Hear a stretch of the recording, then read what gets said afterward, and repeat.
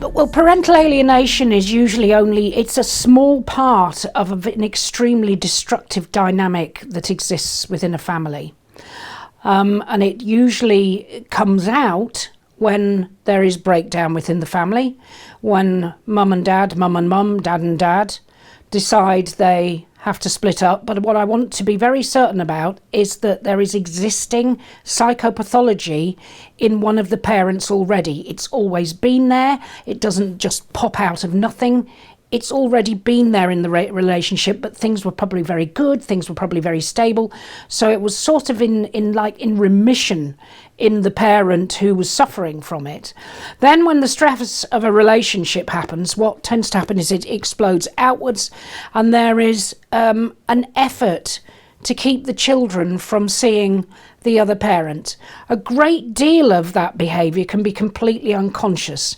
And what's very poorly understood is that children absorb the true emotions of their parent through the neurological connection that they actually have with their parent. So you don't need to say to a child, your other parent is a horrible person. You don't need to say that.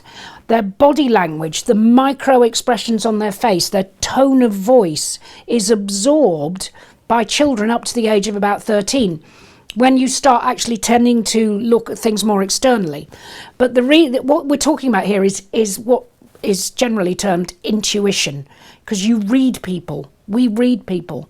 You read the hatred in your parent for the other parent automatically.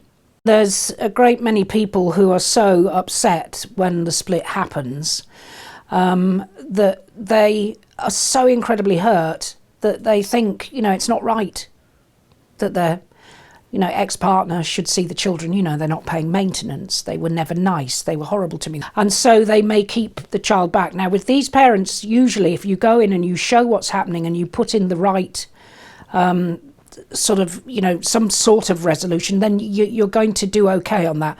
But then there are others where the psychopathology in the parent will just drive it on, and nothing that can be done can change that situation.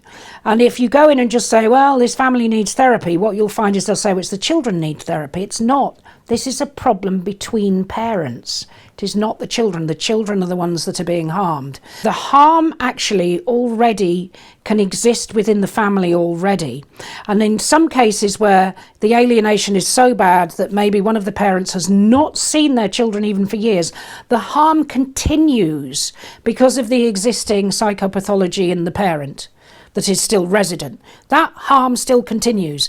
And so that's something that is very poorly understood and ignored, which is why we've got to address all these cases very, very robustly. If you're absorbing your parents' hatred, that's something that's very scary, especially for little ones, because you don't know why. How can you possibly understand an adult world where the people that you love above anything else suddenly hate each other? How can a small brain, a little brain, because they are little brains, they're not adult brains, you don't get an adult brain until, funnily enough, you're an adult. So you are trying to understand the world equipped with a brain which doesn't actually have all the component parts to understand that. And children will put their own explanations on it. Or children become depressed. A lot of children I see are depressed. And the point about childhood depression is it is not like adult depression. In adult depression, you may go and crawl into a cave and not talk to people. Children can't do that. Children have to go to school. They have to speak to people. So everything is internalised. There are other children whose behaviour breaks down. The internal distress of not seeing their parents together, not understanding the situation, results in what's called acting out behaviour.